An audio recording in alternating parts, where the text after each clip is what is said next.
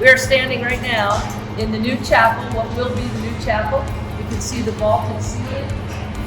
Stations with cross-out alcoves are ready to go. The plastic window that you see will be all stained glass, as well as the window to your left will be all stained glass as well. So when people drive in, they'll see our Catholic heritage right up front of the building. There will be an exit on the back of this room that will take you out to a garden area dedicated to the memory of Arthur and Jane Raymond.